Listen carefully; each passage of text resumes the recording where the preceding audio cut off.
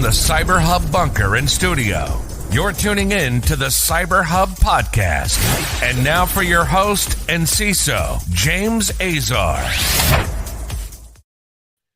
Good morning, security gang. Welcome to another episode of the CyberHub Podcast, November 17th, 2022. It's Thursday. It's our final episode for this week, and we've got a lot to cover today. A whole slew of things going on, including Good Guys Prevail. One of my favorite segments for Thursdays, by the way, is hearing how we're catching some of these criminals in the act, or not in the act necessarily, but while they think they're good and free because they're hiding behind a computer screen. And what I want to tell everyone is there's no such thing as online anonymity. I know people are going to argue that point with me because I know some of our security researchers who always reach out and are awesome go, James, you can always have online anonymity. I tend to want to say that when it comes to the way law enforcement seeks and is able to get attribution, we may have to reconsider the point of online anonymity. Let's get into this morning's show. Before we do, I'm going to grab my double espresso, whatever you're drinking to power you through this Thursday and into the weekend. Coffee cup cheers, folks. Should I do one sip? Everyone knows the rules. And what about another one? I did 2 sips today, kind of like what Portnoy does with his pizza. One bite, everyone knows the rules, but then he takes like 7. Not fair.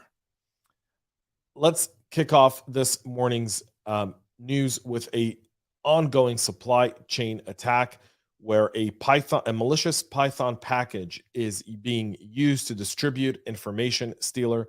The ongoing attack since the first half of October, when it was uncovered by Philium on November 1st, with attackers copying existing popular libraries and injecting a malicious import statement into them.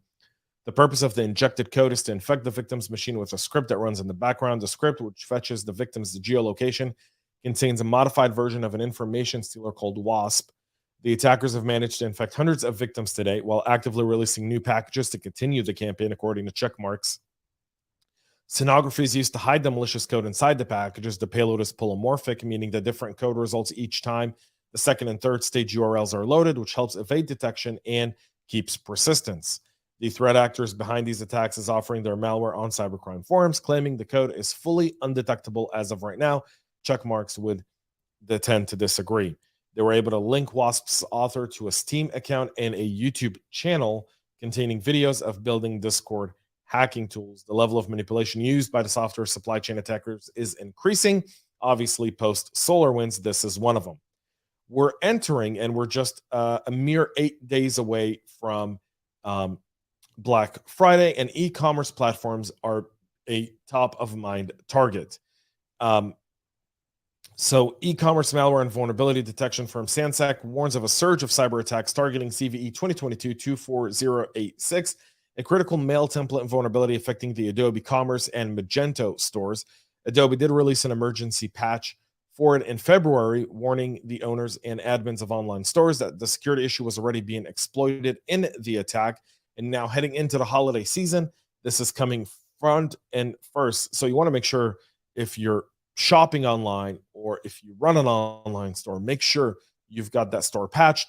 Buy from stores you trust, and make sure you're checking those as well.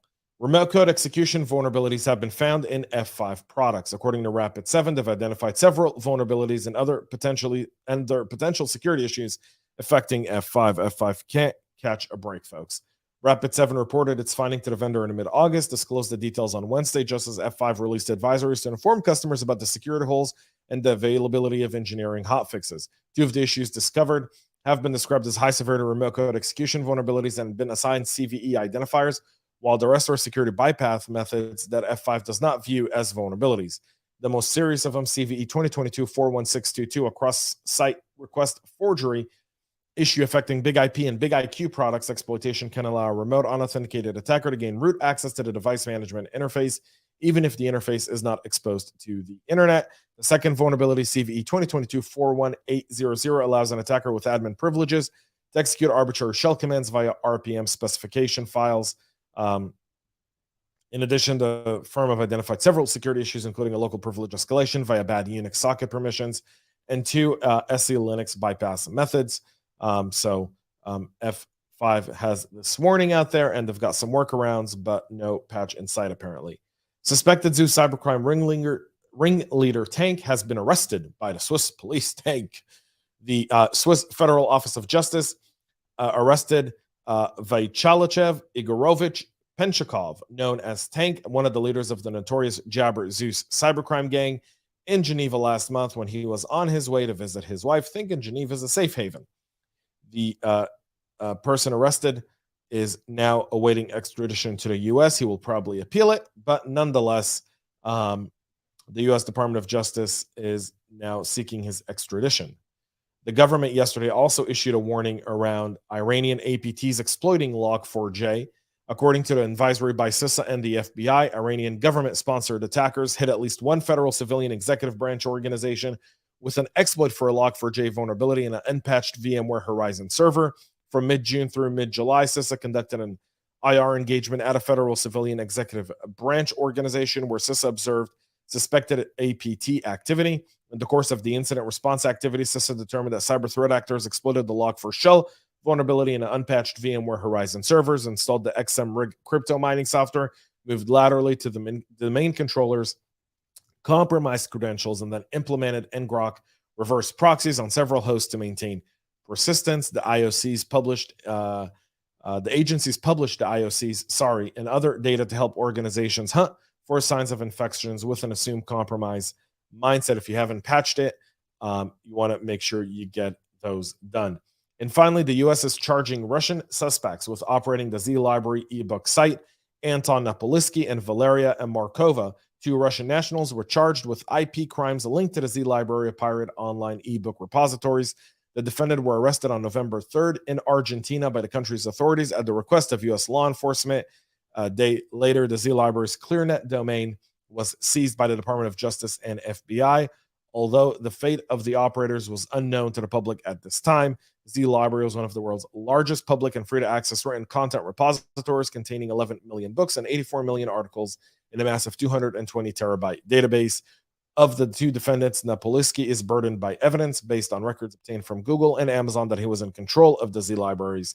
Z Library started as a volunteer-run project, and both gentlemen are currently awaiting extradition in Argentina to come to the U.S. I'd be remiss if I didn't give a shout out to another big story yesterday. Friends of the show, Achilles, raised $65 million with our friends over at Teammate and Jerusalem Venture Partner. So congratulations to them for raising $65 million. A job really well done, and speaks to the potential Achilles does have. So good for them. Folks, that's it for our show today. We'll be back with a whole lot more tomorrow. On Monday. And next week, obviously, Thursday, Thanksgiving, we won't be doing a show, but then we'll be back with a whole lot more after the holiday break. Until then, have a great rest of your day, and most importantly, stay cyber safe.